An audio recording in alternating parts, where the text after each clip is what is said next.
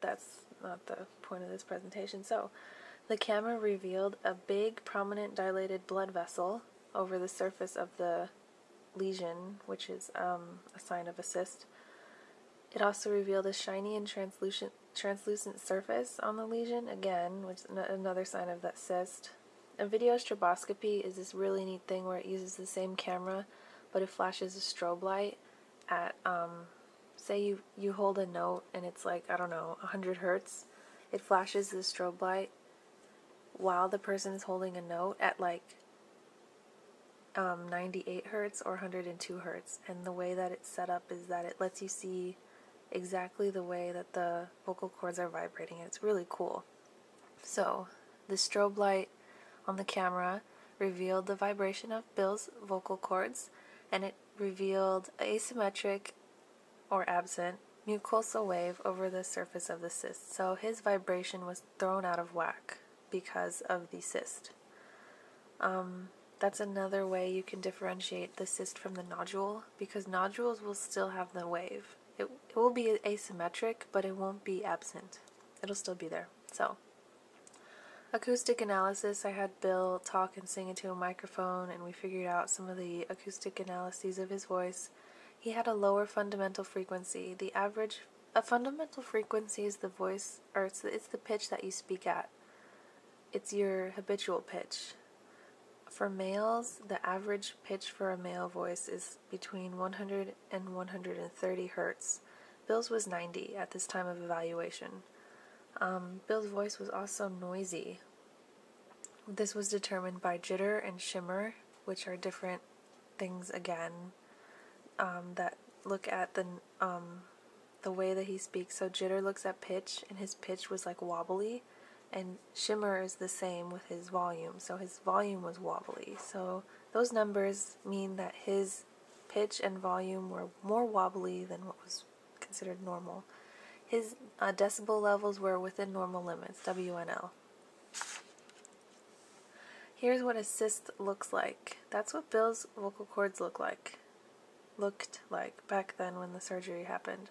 So the cyst is highlighted by a flashlight. You can see a big, huge blood vessel, which is the sign of the cyst. And the other side is really swollen. They're not supposed to look like this.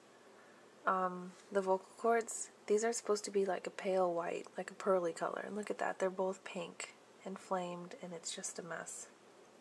So, you see that big blood vessel, yeah.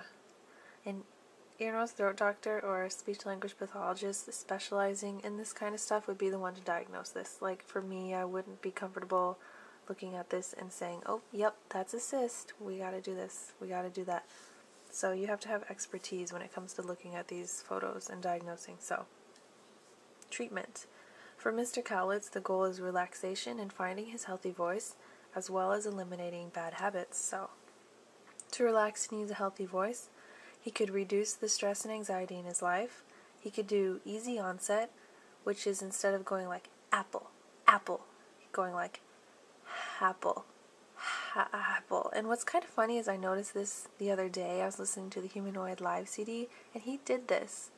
It's when he does that little gegen leben, gegen los, hands on, and he seems to do this little grunt exhale thing right before he sings the line, which is easy onset. So whoever his vocal therapist was did a good job at teaching him easy onset, because he still does it.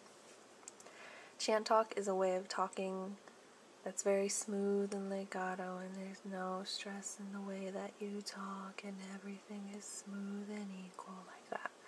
And you don't do that, you don't talk like that the rest of your life. It's just a way to help facilitate the relaxation in your voice. A yawn sigh is another treatment technique. It's where you yawn and sigh. I don't know how it helps. I probably should know, but I don't.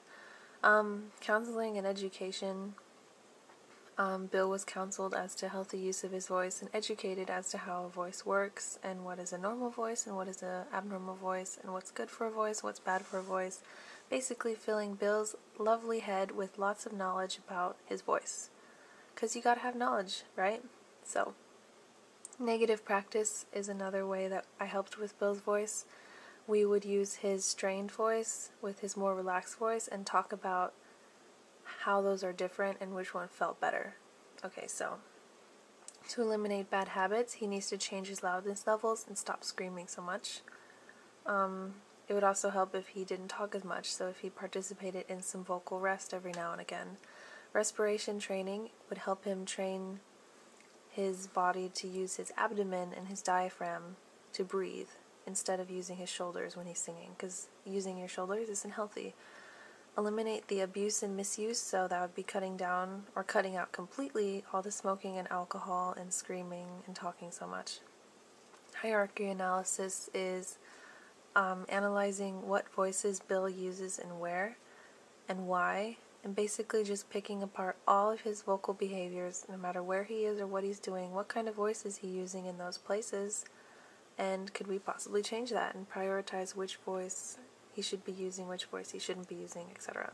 So, additional treatments that are appropriate for Bill are vocal rest, which is self-explanatory, give those poor vocal cords a rest. Singing training, professional singing training, which he should have gotten if he hasn't, especially to help him train with his breathing, and I suspect he's gotten professional singing training.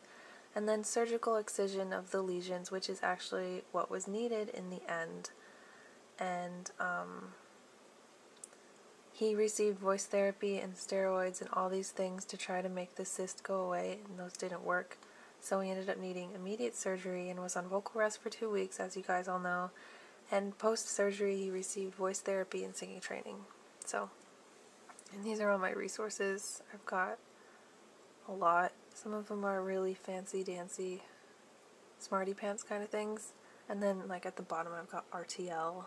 I don't have Build, but I do have the 100% Tokyo Hotel documentary that showed on RTL.